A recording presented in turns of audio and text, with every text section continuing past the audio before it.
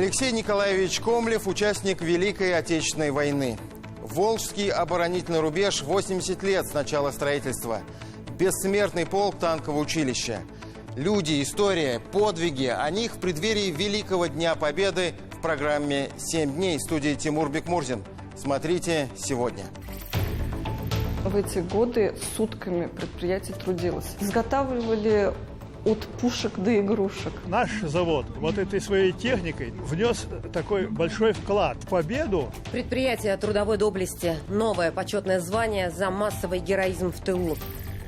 И замерзли, и валили, но победили. Я не знаю, как мы вели бы себя в тех условиях, в тех обстоятельствах. Смогли бы мы, как вот эти женщины, это все выдержать? История подвига. 80 лет с начала строительства Волжского оборонительного рубежа. Это единственное казанское высшее танковое училище, которое осталось у нас в России. Очень благодарна руководителям танкового училища, что они воспитали в моем сыне и во всех ребятах, которых они воспитывают, именно мужество, гордость. Бессмертный полк танкового училища. Девиз танкистов «Победи или умри».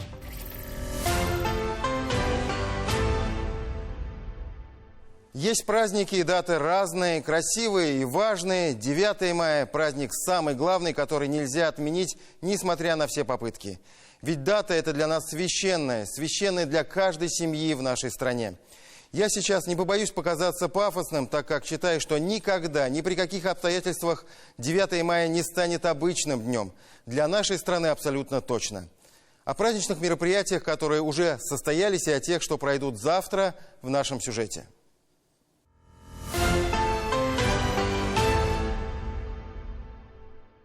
Этот день победы порохом пропах. Песня Победы, георгиевская лента – неизменные атрибуты праздника. Еще одна замечательная примета этих майских дней – вот эти молодые люди. Они активны, жадно ловят каждое мгновение праздника. А как иначе, ведь живых свидетелей самой страшной в 20 веке войны все меньше и меньше. Участники ее уходят, но остаются воспоминания, эмоции, ценные свидетельства. Парады у Дома ветерана – еще одна добрая традиция праздника. В этот раз парад принимает Мануил Давлетшин. 27 мая ему исполнится 95 лет. Не ожидал такого явления. Нам большое спасибо. Слезы наворачиваются, все это вспоминается, как мама рассказывала. Она у меня в Ленинграде была. А этот личный парад для блокадницы Ленинграда Валентины Маркиной. Когда началась война, ей было всего 4 года. Сначала умер отец, а мама осталась с 3 девочками на руках. Маленькая Валентина уже не могла передвигаться, когда ее по дороге жизни через Ладогу вывезли из города. В памяти до сих пор те дорогие 125 граммов хлеба. До сих пор хлеб самая ценная, самая дорогая еда. Никогда хлеба кусочка я не выброшу. И так своих детей воспитывала.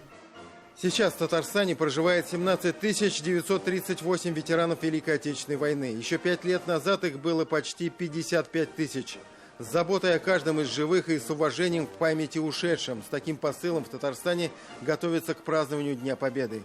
Как сообщили на заседании Республиканского оргкомитета по проведению праздника, завтра, 9 мая, главной площадкой для официальных торжеств станет площадь Тысячелетия. Здесь же пройдет праздничный парад, участие в котором примут 25 расчетов, более 30 единиц военной техники, свыше 1800 человек. Главными участниками праздника, конечно, станут сами ветераны. Наша первостепенная задача, обратил внимание Рустам Минниханов, охватить всех их вниманием и заботой. Не только в эти дни, а на протяжении всей жизни. Сейчас для них действуют программы социального обслуживания, диспансеризации, обеспечения лекарствами и, конечно, жильем. Поздравляем вас с наступающим Днем Великой Победы. Вручаем вам ключи от новой квартиры. Живите счастливо. Спасибо большое. Хорошо в Казани. Хорошо. Внимание хорошее. Хорошо относятся. Хорошо. Все, спасибо большое президенту Минниханову. Мы, конечно, и не думали, что нам придется так яростно защищать нашу победу и наших героев от разного рода фальсификаций и информационных атак. Такое время пришло. Мы завоевали тогда нашу победу над фашизмом, 77 лет назад, отстоим ее и сегодня. Рустам Минниханов напомнил, что татарстанцы выполняют свой воинский долг и борются с нацизмом на Украине. Президент поблагодарил участников спецоперации и предложил почтить память павших.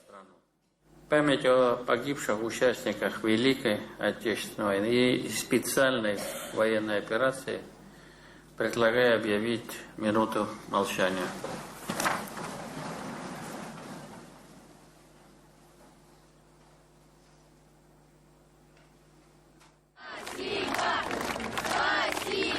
Торжественный прием в честь 9 мая по традиции прошел в Театре оперы и балета Казани. Победителей встречали аплодисментами и цветами. На торжественный прием со всей республики приехали сотни ветеранов Великой Отечественной войны. В свои 98, бодр духом и в добром здравии, на фронт Анвар Низамов уходил 17-летним парнем. За спиной участника битва на Курской дуге, освобождение Северной и Восточной Европы. Нас, молодых шоферов, отправили на Курскую дугу. Тогда шло сражение под Прохоровкой. После этого освобождал Молдавию, Румынию, Белоруссию и Украину. Участвовал и в штурме Берлина. Для них праздничная программа в зале те, кто выдержал все ужасы войны и вернулся победителем. Вклад каждого неоценим. Вы стойко выдержали тяжелейшие испытания и освободили мир от фашизма. Ничто не сломило силу вашего духа и волю к победе. Вы пример безграничной преданности Отечеству, любви к Родине и к своему народу.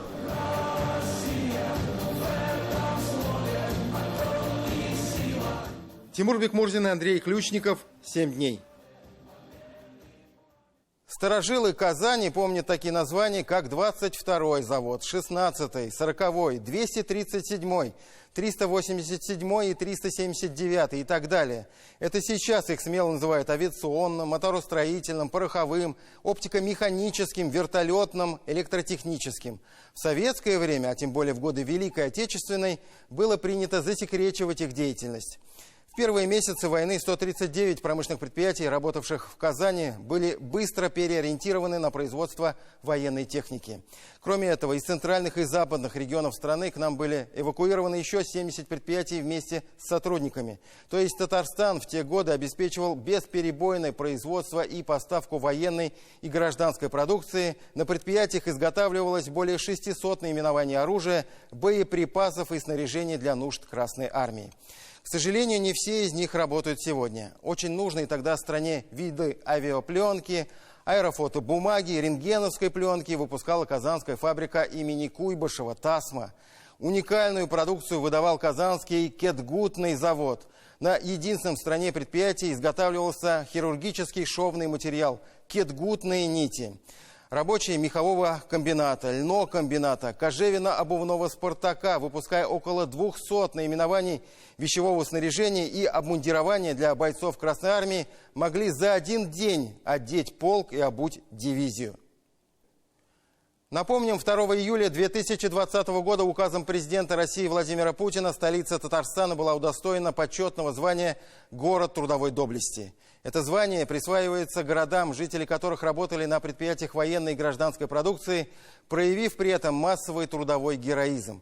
И в апреле этого года в Татарстане учреждено новое почетное звание – предприятие трудовой доблести, которое присваивается к заводам и фабрикам, внесшим особый вклад в дело победы в Великой Отечественной войне. А тех, кто достоин. Зуфар Давлетшин.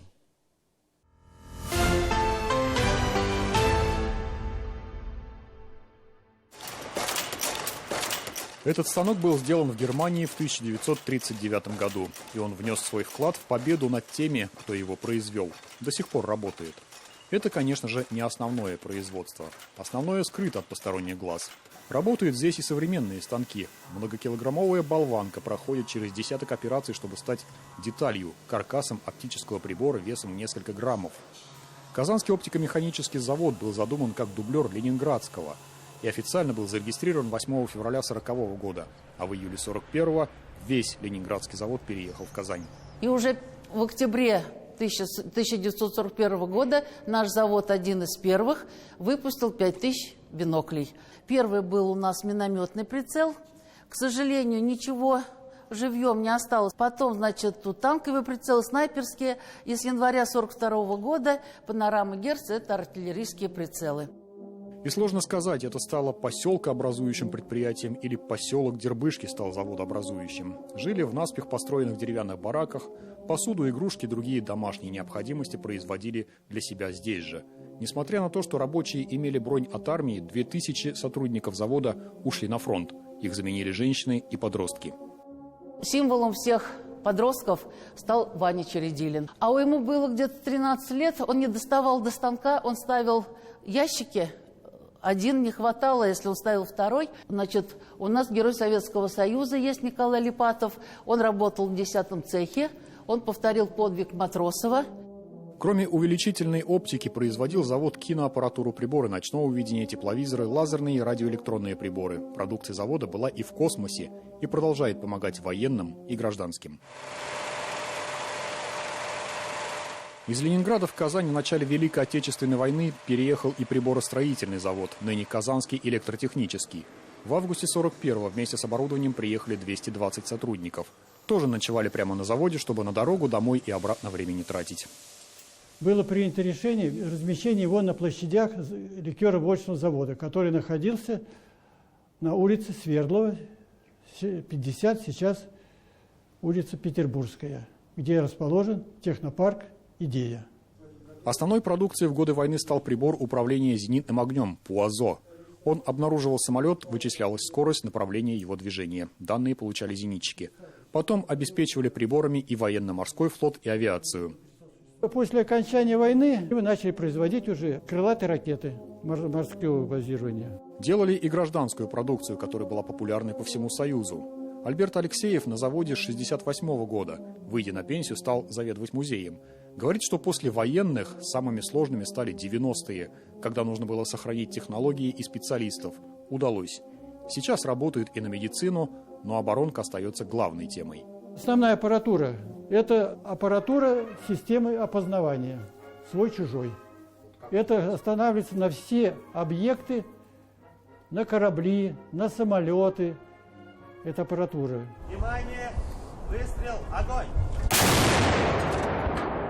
Чужие не ходят на Казанском пороховом заводе, одном из старейших. Он возник еще при Екатерине II в 1788 году. Именно про него написано на красных воротах, символе Кировского района Казани. Второе рождение он пережил в 17 году после взрывов и пожара. И новый виток развития уже с началом Великой Отечественной. Во время Великой Отечественной войны сюда переводится отдельное техническое бюро НКВД на территории предприятия. Ну и в итоге в 1942 году начинают изготавливать для «Катюш» именно на пороховом заводе снаряды. И тоже, несмотря на бронь, уходили на фронт работники, их заменяли женщины и подростки. Мы можем гордиться 8 героями нашего Советского Союза, работников предприятия. Это имена Кузнецов, Павлов, Гаврилов, Ивлев, Соболев, Нехаев, Столяров, Шульгин. Это тот самый Гаврилов, который защищал Брестскую крепость. Да. В эти годы сутками предприятие трудилось. Садики начинают круглосуточно работать, чтобы воспитатели в садиках тоже круглосуточно работают, чтобы родители могли уходить в смену. Вот эта мочалка эфиром пахнет. И есть настоящий порох, только его еще нужно измельчить и испытать. Эти кадры мы снимали в мае 2014-го. Порох в обывательском представлении – это порошок, но изначально это такие вот волокна. Потом, в зависимости от назначения, он может остаться такой же лапшой или стать порошкообразным. Здесь тоже непростыми были 90-е. Изготавливали от пушек до игрушек. То есть это и светильники, здесь представлены игрушки. Даже некоторое время делали фейерверки. Сейчас же из гражданской продукции у нас осталось изготовление это лакокрасочных изделий и гражданского пороха. До сих пор работают целыми династиями, общий трудовой стаж которых более 800 лет. Теща с зятем Эльвира Глебова из своих 83 лет 38 отдала заводу. Борису Артамонову за 60, здесь с 91 года. Продолжает работать. Династия наша большая, 318 лет отработали, родственники все. Да и сейчас еще молодежь работает. Основатель династии Глебов Иван Михайлович. У него 5 дочерей было и один сын, вот свекр мой. Вся жизнь на заводе? Да, вся жизнь прошла у нас. Вся молодость. Как и город Казань, город трудовой доблести. И, соответственно, наше предприятие, конечно, заслуживает этого звания.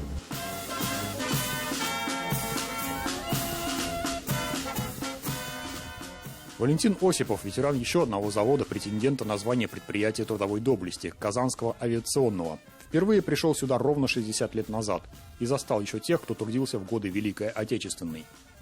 Война была техническая, Отечественная война. Когда тем, у кого больше техники, тот и победил. И наш завод вот этой своей техникой внес такой большой вклад, то есть в победу. Казанский авиакомбинат был заложен в 1932 году, но в 1941 сюда был эвакуирован Московский авиазавод номер 22, основанный в 1927 году. Поэтому в этом году ждут 95-летнего юбилея, в честь которого задуман капитальный ремонт, в том числе и помещение музея. Потому пока такие условия, как говорится, приближенные к боевым. Мы держим модельку легендарного самолета П-2, двухмоторного бомбардировщика, который изготавливался на Казанском авиационном заводе с 1941 по 1945 год. Более 10 тысяч самолетов наш завод выпустил за этот период. Помимо самолетов П-2 изготавливались самолеты П-8, это четырехмоторные бомбардировщики. Вот здесь вот как раз модельку мы можем увидеть, вот он намного больше, мощнее. Это был первый самолет, который в августе 1941 года уже долетел до Берлина и бомбил Берлин. Пережившие войну, выжившие в 90-е. Казанскому авиационному, пороховому, электротехническому, оптико-механическому и еще 10 заводам за значительный вклад в достижение победы, массовый трудовой героизм и самоотверженность указом президента Татарстана 7 мая 1922 года присвоено звание предприятия трудовой доблести 41-45 годов.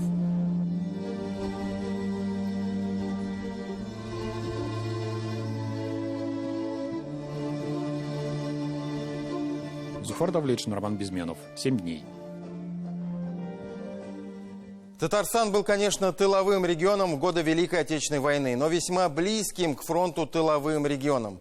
Немецкие самолеты были частыми гостями уже осенью 1941 года, а значит, была и угроза нападения с воздуха на промышленные и железнодорожные узлы. 25 сентября 1941 года в Казани было введено военное положение. В некоторых районах республики вводился режим светомаскировки. Обстановка была тревожной, и в конце концов она потребовала серьезных оборонительных работ. 16 октября 1941 года Государственный комитет обороны принял решение о возведении Волжского оборонительного рубежа. Трасса должна была пройти по территории 3 республик – Татарской, Марийской и Чувашской. Казанский обвод, который являлся частью Волжского оборонительного рубежа, проходил полукольцом вокруг Казани от Волги до Волги, от Чувашии до города Куйбышев, который впоследствии был затоплен в результате разлива водохранилища. Предполагалось, что возводить его будут 280 тысяч человек. Но где же найти столько рабочих рук в то время? Фактически людей работало вдвое меньше положенного. Условия были тяжелые, не хватало всего – теплых вещей, инструментов, продовольствия. Зима 1941 года выдалась суровой, землю долбили ломами, копать было невозможно. Работали в основном женщины и подростки непризывного возраста. За время строительства зарегистрировано более 3000 случаев обморожений, свыше 370 случаев инфекционных заболеваний. Более 12 тысяч человек заболело гриппом. До 5000 человек выросло число заболевших чесоткой, фурункулезом, трахомой. Работы были закончены 25 января 1942 года. Вдумайтесь, построено противотанковых препятствий 331 километр, из них рвов 151 километр, эскарпов, так назывались особые противотанковые земляные заграждения, 79 километров, ловушек 62 километра. И это не считая дзотов, окопов, командных и наблюдательных пунктов. Это была героическая и вместе с тем драматическая страница в нашей истории. Истории, которой в этом году 80 лет. Об этом Михаил Любимов.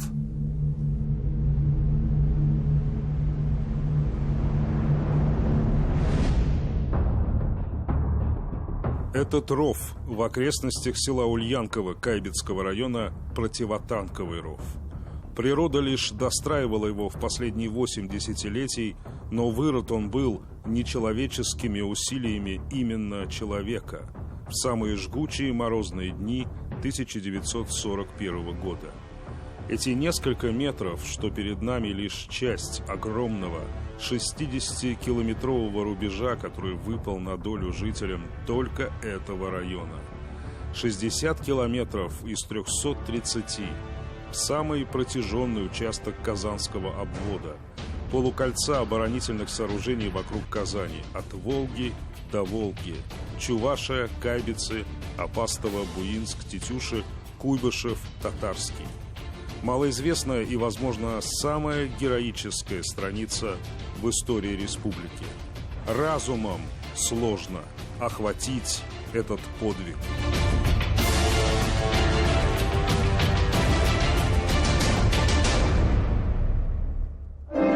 Здесь, конечно, вот легко представимо себе все те тяготы и невзгоды, которые довелось народу нашему пережить, да? Да. История перестает быть абстракцией, она становится реальностью. Ощущаешь буквально вот это величие подвига, как бы это пафосно не звучало, но это действительно так. Мы находимся в хороших погодных условиях, но все равно уже ощущается. А если представить действительно те погодные условия, 41 год, когда, как говорят старожилы, на лету птицы замерзали, падали.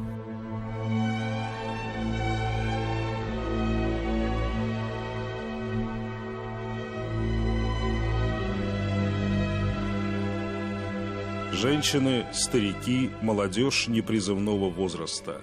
Вот они, строители этих рубежей. На 75% это был женский труд, до изнеможения. Болезни и смерть ходили совсем рядом. Многие не вернулись из этих окопов домой.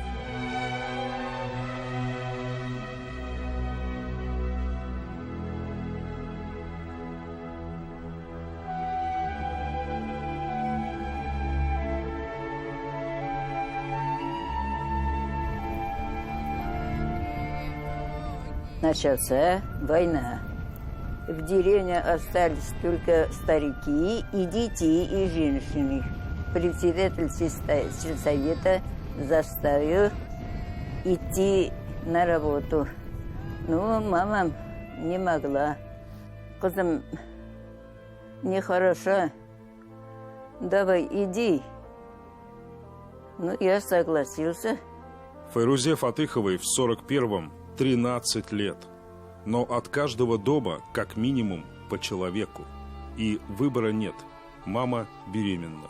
В 41 году очень холодно было. Очень даже. И замерзли, и болели. Но все равно постарались. Ой, как замерзали еще. Как замерзали. Некоторые ходили лаптами. Ну, я не лаптах, а у меня было валенки. Шаль мамина. Но хорошо заставили, работали. Не умерли ведь. Умерли так, пожалуйста, после войны. Работали как можно. Столько можно работали. Но победили.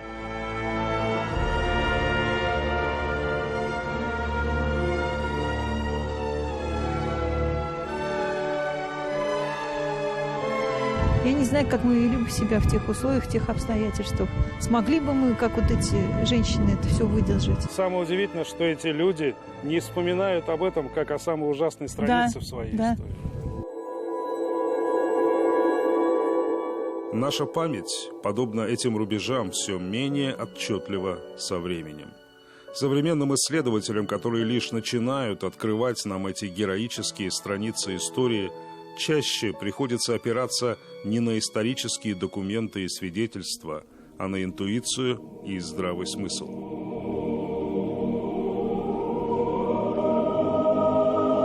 Тут не пройдешь по прямой, да и сам обвод идет зигзагами, принимая разные формы.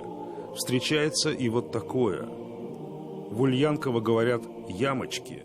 Их предназначение уже не помнят люди, и приходится только гадать.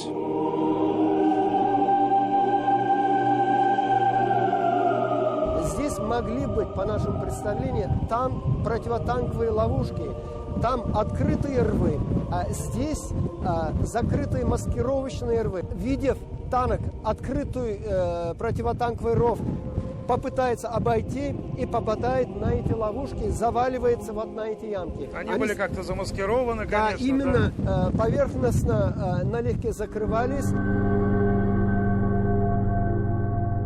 Ну вот как раз тот самый момент, когда мы говорим, что не хватает научности всему нашему представлению о том, что мы здесь сегодня видим. Совершенно верно. Поэтому нужны изыскания, нужны научные подходы, фортификационные сооружения. Они всегда были и есть. И немного изменилось за эти годы, за эти десятилетия.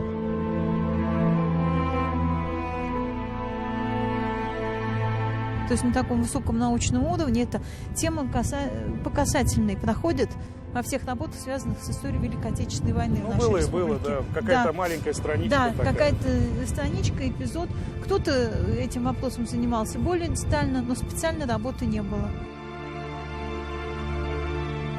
Удивительно, да, Людмила Олеговна, 80 лет прошло, а мы с вами только начинаем рыть эту ямку-то. Да.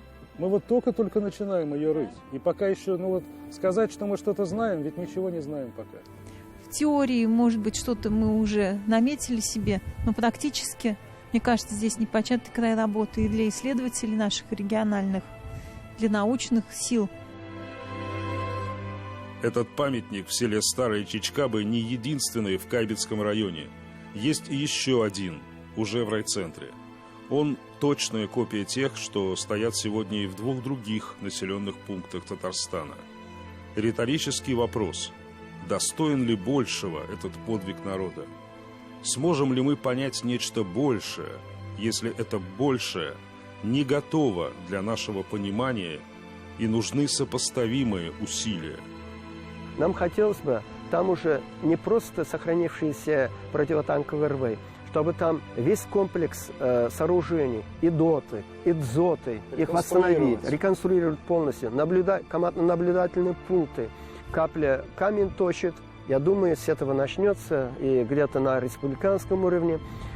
Мы должны к этому вернуться, мы должны это сделать, восстановить, потому что это была самая грандиозная стройка военного времени.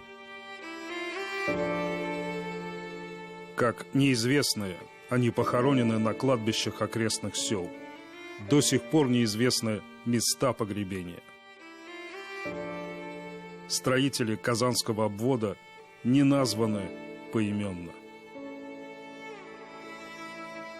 Михаил Любимов и Андрей Ключников. 7 дней. Мы продолжим программу через пару минут. Смотрите далее.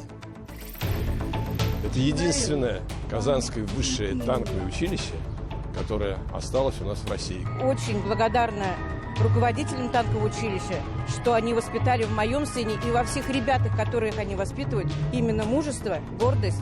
Бессмертный полк танкового училища. Девиз танкистов: победи или умри.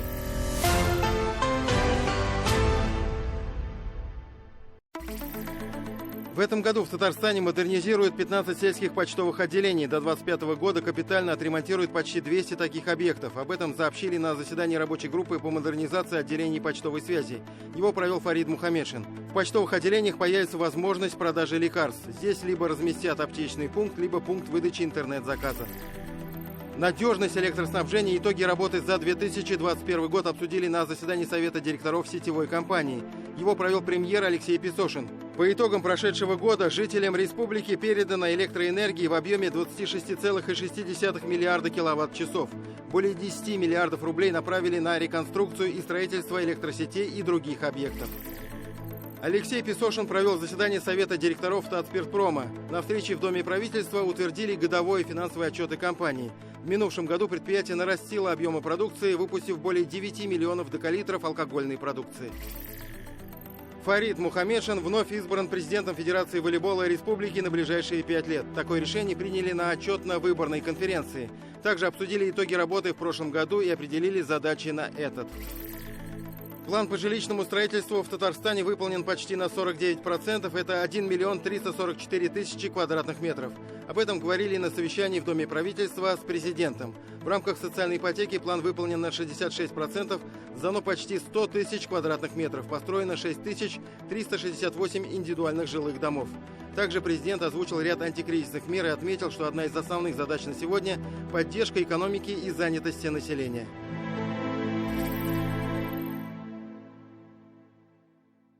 День Великой Победы – это прежде всего люди, которые создали своими руками будущее и наше сегодняшнее настоящее. Участников Великой Отечественной войны осталось совсем немного. Среди них Алексей Николаевич Комлев.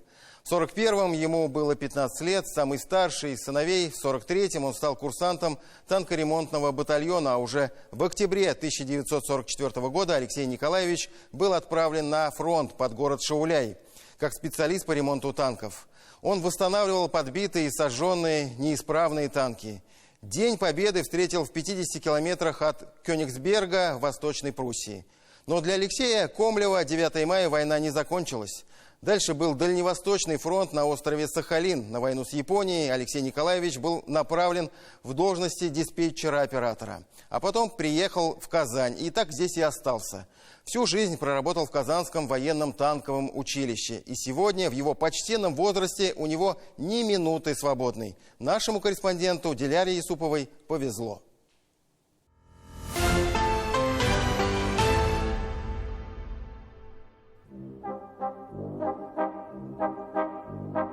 Китель с медалями и орденами всегда наготове, вычищен и выглажен. А вдруг гостя?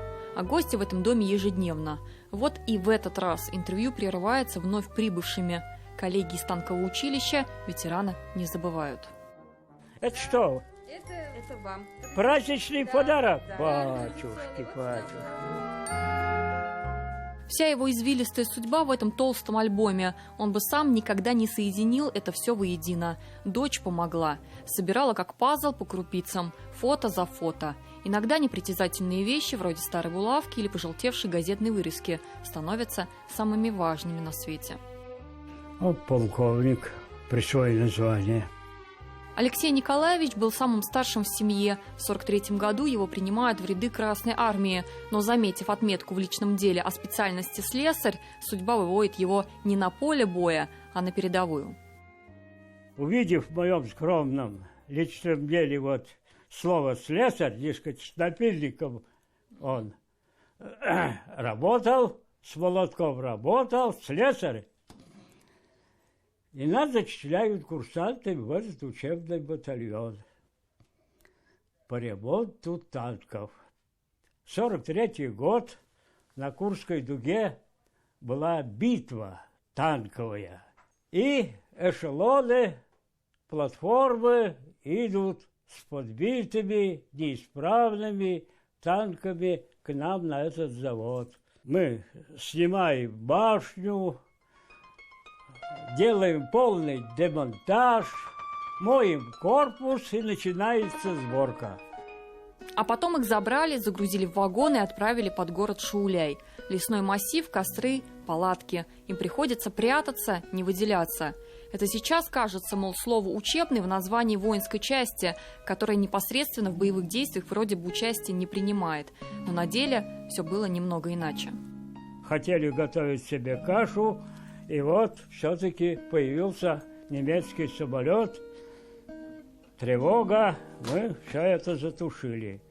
В 1944 году, но они еще летали, фашисты. Мы смотрели в небо и считали, сколько самолетов.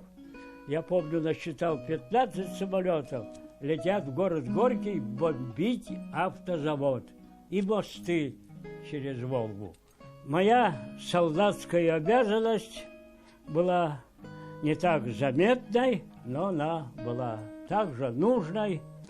Я выполнял свой воинский долг честно, преданно, можно сказать, профессионально.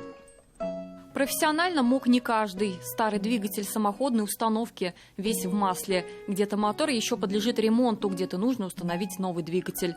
А еще подключить топливные системы. После этого танк снова встанет в строй. Он не пробыл на фронте и года, но 9 мая тогда был Днем Победы для всех. Для тех, кто в бою или за ним. Сражение каждого. Радость неимоверная. Ну что, по-фешене. Тут и оружие у нас было спрятано трофейное, тоже устроили фейерверк. Вот. Радость офицеры отмечали это. Само собой, мы солдаты. Но День Победы для Алексея Комлева стал не финалом, а началом нового круговорота. Через 2 месяца мы получаем приказ на войну с Японией. Война с Японией, понятное дело, она начала 8 августа, 9 сентября война закончилась, всего месяц. Мы пока ехали, я помню, в Биробиджане мы разгрузились, наверное, с месяц мы были в Биробиджане, потом нас снова погрузили во Владивосток, и во Владивостоке прицепили нам вперед небольшой ледокол, и на Сахалин. Выйдя на палубу, Алексей Николаевич бросил свой взгляд на воду и сказал, словно бездна, на горизонте ни одного строения, одни лишь лед и небо вокруг. В пути ледокол был целую неделю. Высадили их на чистой местности, в 40 километрах от Южно-Сахалинска, в городе Долинске. Батальон был развернут в полном масштабе в танкоремонтный завод. Это кольцо замкнулось только много лет спустя, когда он смог снова вернуться домой. Пришел приказ о демобилизации только в 1949 году. Командир части приглашает и агитирует, можно сказать, остаться на сверхсрочную службу. Поскольку завод только создается, специалисты нужны, я впервые с Сахалина приехал в отпуск в Нижегородскую область через 10 лет. На Сахалине я служил до 1953 года. После окончания службы он переехал в город Казань и посвятил свою жизнь профессионально-техническому образованию, обучая студентов строевой подготовке. А еще он пишет стихи и украдкой показывает распечатанные листы, наспех склеенные в старой папке. Мне 15 лет, деревенский парень. Родителям помочь практически не мог. На пороге 41 год. А война? Что война? Сегодня 96-летний Алексей Николаевич говорит, наша с ней танковая история не закончена, пока смерть не разлучит нас. Я счастлив. Сын и внук тоже кончали Казанское танковое училище. Вот. У меня даже где-то записано, в случае войны мы троем не подведем. Диляра Юсупова, Андрей Мохов, 7 дней. На этой неделе Союз танкистов России дал старт бессмертному полку в Казани на улице Сахарова у монумента славы воинам-танкистам. Он был открыт к 70-летию Победы по инициативе региональной общественной организации Республики Татарстан «Союз танкистов». На сегодняшний день 76 выпускников Казанского высшего танкового командного ордена Жукова краснознаменного училища удостоены звания Героя Советского Союза. 18 стали героями Российской Федерации. Девиз казанских танкистов «Победи или умри».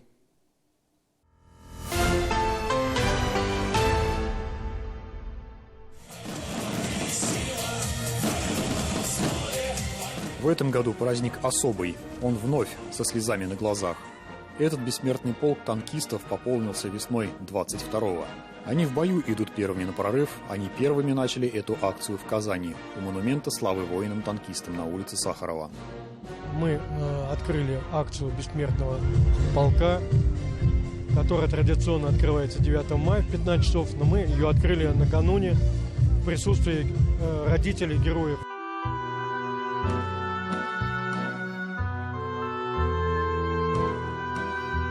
Наряду с теми, кто воевал в Великую Отечественную, портреты тех, кто погиб уже в конце 20-го и начале 21 веков.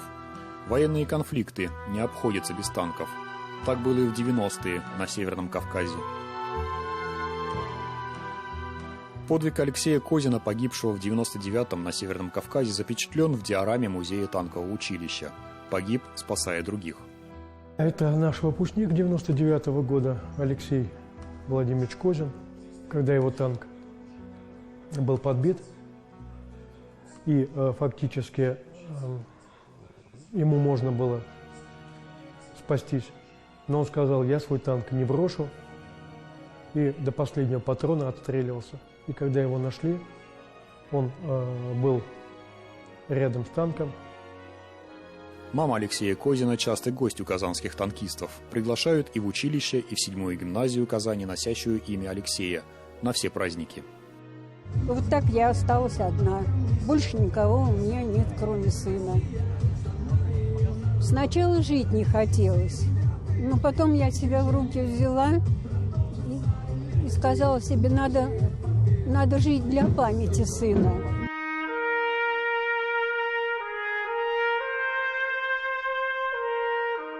В эти дни выпускники Казанского танкового продолжают дело своих дедов, боровшихся с нацизмом в годы Великой Отечественной. Сегодняшний бессмертный полк с датами 2022 года.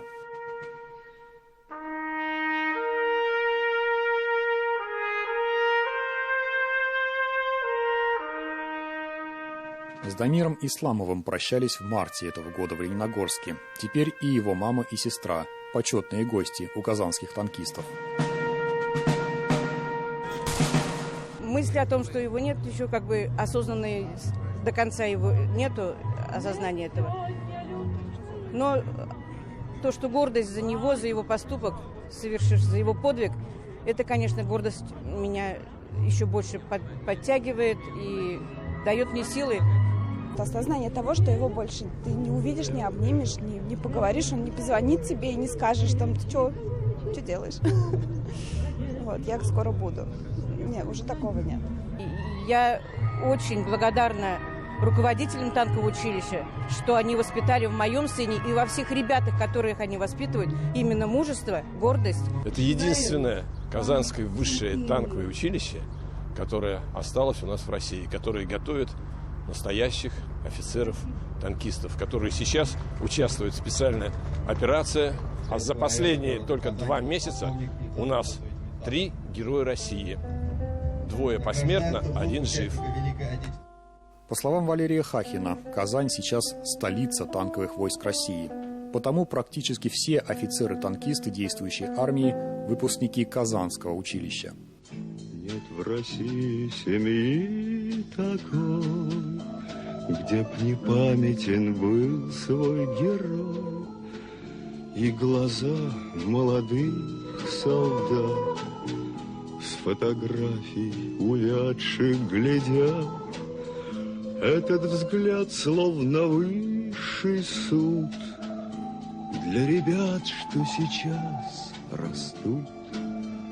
И мальчишкам нельзя ни солгать, ни обмануть, ни с пути свернуть. Роман Потапов выполнял боевую задачу в Сирии. И это говорит совсем другое, не сравнить с тем, что сейчас в Украине. Там мы оказываем помощь сирийско-арабской армии в ведении ее борьбы. А здесь наши вооруженные силы ведут борьбу с подготовленным противником, который вооружается не только тем, что есть у них у самих, а идет сильнейшая накачка оружием всего западного мира. Офицеры, ваше сердце под прицелом. На одной аллее на территории училища те, кто не вернулся с полей Великой Отечественной, и герои нашего времени. Девиз Казанского танкового «Победи или умри», сохранившийся еще со времен, когда оно было юнкерским.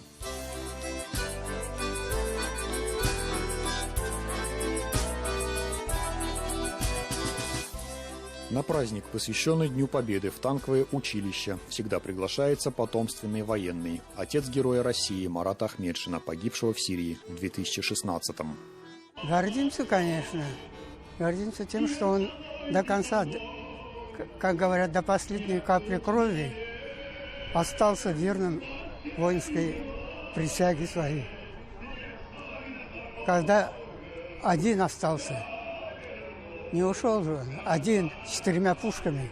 Когда наши подошли, у него Автомат лежал. Магазин пустые. И последняя граната на руках, щека вытащенная и выкинутая. И еле-еле разжали, гранату бросили подальше. И он лицом в землю и не пришел больше в сознание.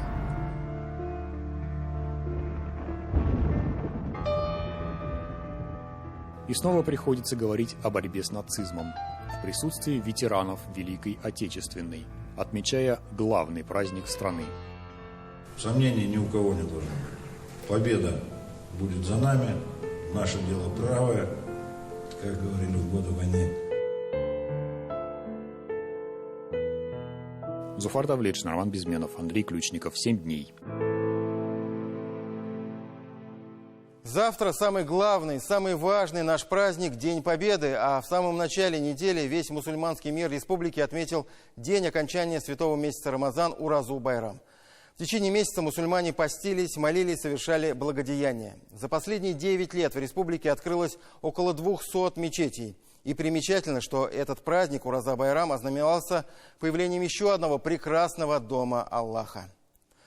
Впервые с 2016 года главным местом проведения праздничного гаэт-намаза стала не Галеевская мечеть, а новый храм в поселке Залесный в Казани имени Ахмад-Заки Хазрата Сафиуллина, выдающегося богослова, ученого, имама.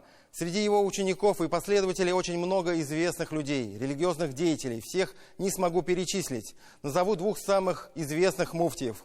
Верховного муфтия России Талгата Таджуддина и председателя Духовного управления мусульман России Равиля Гайнуддина.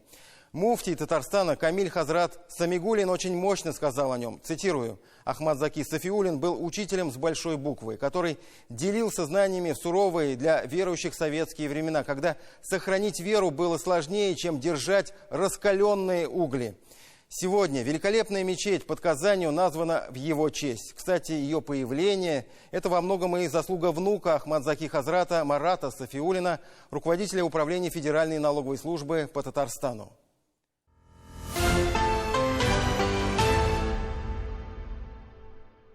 Аллаху акбар, Аллаху акбар. Величественная, статная, одна из красивейших мечетей Татарстана, да и, пожалуй, всей России, мечеть имени Ахмад-Заки Хазрата Сафиуллина. Она появилась в священный для всех мусульман день Ураза-Байрам. Появилась, что, наверное, тоже символично, в поселке Залесный на окраине Казани, в месте, где мусульмане в ней особенно нуждались. Все это очень точно отражает характер личности самого Ахмад-Заки Хазрата, говорят сегодня его потомки, близкие, родственники и ученики.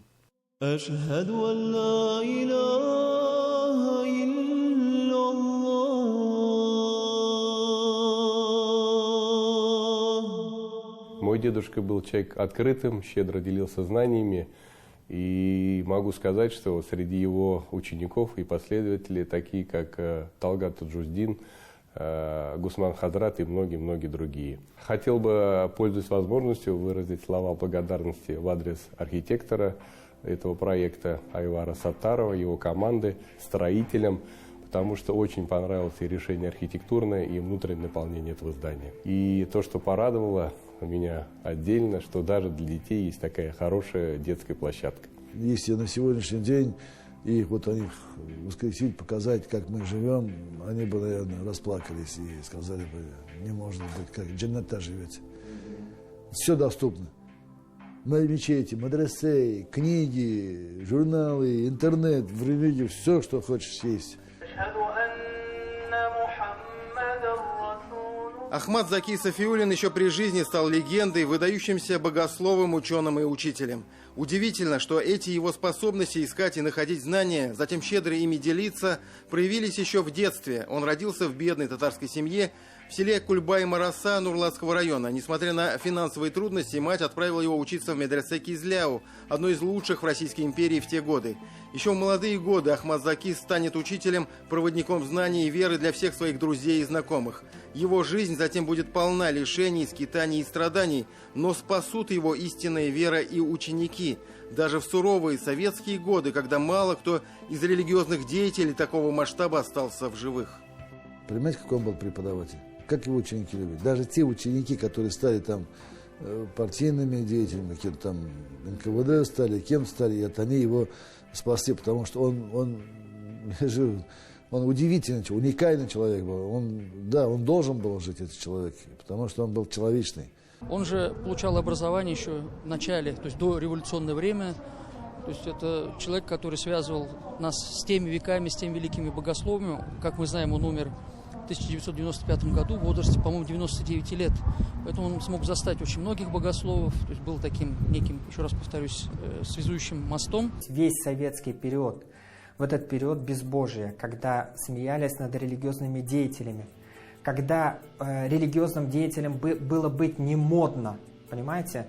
И в этот период оставаться верным Всевышнему Аллаху – это великий подвиг. Я считаю, это великий подвиг. Главного хода это там стояли, это, как сказать, комитет глубокого бурения. Как это ему удавалось в период глубокого атеизма, могут рассказать самые близкие люди, родственники Ахмадзаки, его ученики. А это целая плеяда авторитетных религиозных деятелей. Талгат Таджудин, ныне верховный муфтий России, бесспорно один из самых способных учеников Ахмадзаки Сафиуллина.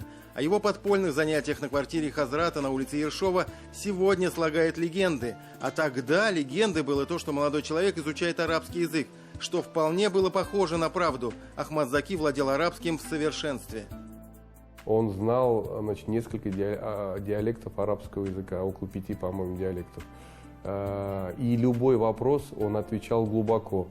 То есть он в любой вопрос погружался, значит, готовился и давал полный исчерпывающий ответ. По словам Талгата Таджудинова, если, допустим, какую-то суру надо найти, какую-то страницу, Ахмадзаки Хазрат знал дуа, какую надо читать.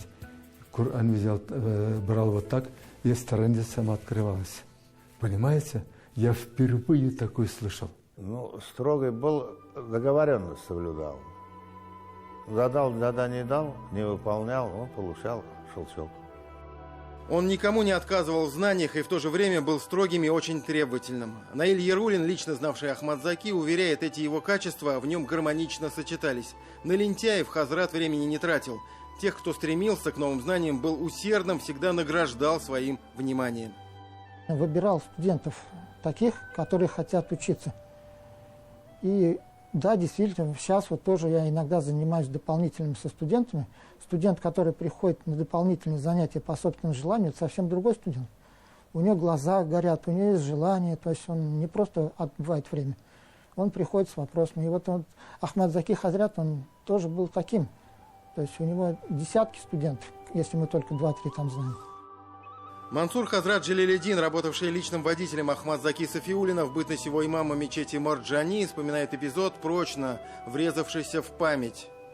Я говорю: Ахмадзаки, можно я вам там вопросы буду, вот, не буду вас удручать этим самым. Он говорит: бегай бед, эйда. Семья Харкина каждый день по одному вопросу дает. Каждый день по одному. Я говорю: Хазрат, если можно, я вам 5 задам. Нет. Каждый день по одному вопросу. Каждый день. Хорошо? Через неделю, через дней 10, наверное, у меня закончились вопросы. Вопросы закончились. Он мне говорит, так смотрит на меня, говорит: Найса улам, галим болдам инда. То есть, что, улам, ты уже ученым стал, что ли? Все, я молчу, я не знаю, куда себя одевать. Хоть провалиться, вот, все, съел, думаю, ну зачем, вот, как это так? Ночью иногда уж в детстве я вставал и видел, как Давати вот с лампой занимается, работает над богословной литературой. И он не только вот занимался, я его как-то спросил: а зачем вот ты занимаешься весь днем, то есть вот, а зачем ты ночью? Потому что, говорит, у меня не хватает времени, потому что я должен подготовиться к завтрашнему дню, и если меня спросят люди, я должен им рассказать, что, как и почему. Принципиальный, бескорыстный, непревзойденный оратор Ахмадзаки Хазрат Сафиуллин, как истинно веровавший в Аллаха, был требователен даже в мелочах, прежде всего к себе. Его авторитет был непререкаем не только в кругу религиозных деятелей, но и среди простых прихожан. Мы останавливаемся, гаишник подходит не ко мне, а к его пассажирской стороне.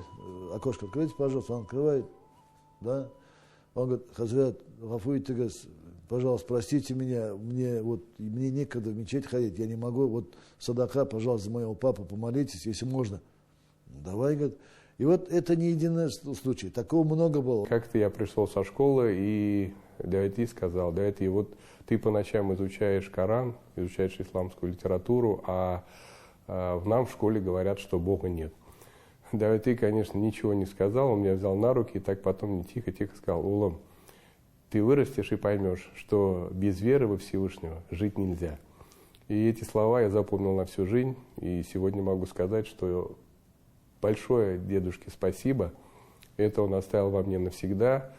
Я могу читать Коран по-арабски, стараюсь соблюдать каноны ислама и верю во Всевышнего.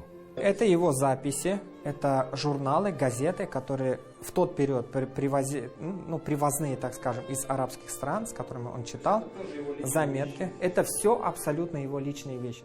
Теперь мы можем не только вспомнить об Ахмад-Заки Сафиуллине, но и прикоснуться к этой памяти. Музей с подлинными вещами выдающегося богослова, духовного наставника наших муфтиев будет доступен для всех прихожан мечети, названной в его честь. Его вещи, книги о нем. От всей души я мило дарю, пожалуйста, примите. Пусть Всевышний Аллах будет вами доволен. Нам бы, как бы сказать, на века, чтобы его имя, улицы ему надо давать, мое желание такое там. Наследие великого учителя теперь останется с нами на века, значит, связь времен не прерывается. Когда мы видим такие мечети, мы вспоминаем наших великих ученых.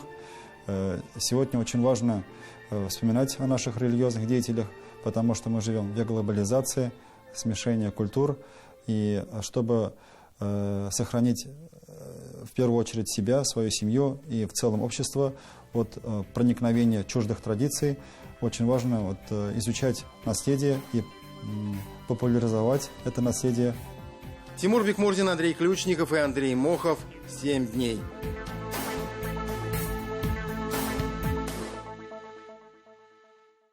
Закончу программу словами песни, которая сегодня звучит как нельзя актуально. Нам нужна одна победа, одна на всех, мы за ценой не постоим.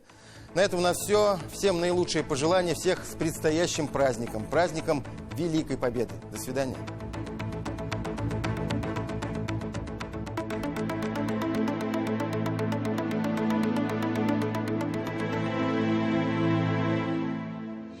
Здравствуйте! В этом году весна не балует нас излишним теплом. О погоде на ближайшие 7 дней прямо сейчас. По данным сервиса Яндекс.Погода, на северо-востоке республики в понедельник будет тепло, плюс 18. А во вторник с атмосферным фронтом атлантического циклона ожидаются дожди и снова ощутимые похолодания до плюс 10 днем. В выходные станет теплее, но местами пройдут осадки. Лето приближается, но новая неделя будет обильна на дожди и на юго-востоке Татарстана. Столбики термометров поднимутся не выше 13 градусов, поэтому будьте аккуратны в выборе одежды, чтобы не промокнуть и не простудиться. В субботу и воскресенье теплые воздушные массы повысят температуру. Тепло и солнце порадуют жителей центральных районов в понедельник. Но со вторника переменная облачность и осадки перенесут нас в атмосферу дождливого и унылого настроения. Снова понижение температуры до плюс 10, но в пятницу циклон уступит место антициклону. И на выходных потеплеет до плюс 18. Пора бы уже. На юго-западе в понедельник без осадков, солнечно и плюс 18. Во вторник резкое понижение температуры, дожди и усиление ветра. И такая погода продержится вплоть до пятницы. В субботу и воскресенье солнечная погода порадует теплом и отсутствием осадков. Майская погода в этом году мается своей непостоянностью. На северо-западе республики и в Казани. Если почти вся неделя будет дождливой и прохладной, то к завершению можно будет насладиться теплым согревающим солнцем, но не без кратковременных дождей. О погоде все. В студии была Лейла Латыпова. Хорошего настроения и увидимся на нашем канале.